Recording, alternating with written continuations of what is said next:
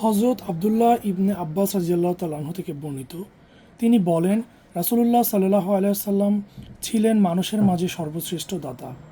তার দানশীলতা অধিকতর বৃদ্ধি পেত রমজান মাসে, যখন জিবরাইল আলাইহিস সালাম তার সাথে সাক্ষাৎ করতেন। জিবরাইল আলাইহিস সালাম রমজানের প্রতি রাতে আগমন করতেন এবং তারা পরস্পর পবিত্র কোরআন শোনাতেন। আল্লাহর রাসূল সাল্লাল্লাহু আলাইহি ওয়াসাল্লাম তখন ঝড়ো হাওয়ার চেয়েও অধিক দানশীল ছিলেন। সুবহানাল্লাহ।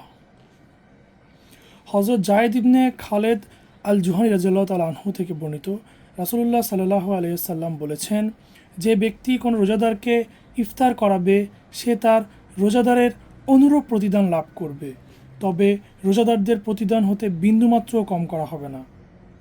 একটি হাদিস সহিহ বুখারী শরীফের 6 নং হাদিস এবং সহিহ মুসলিম শরীফের 2308 নম্বর হাদিস, এবং পরবর্তী হাদিসটি সুনানে তিরমিজি হাদিস নং 807 এবং সুনানে ইবনে মাজাহ হাদিস নং 1746।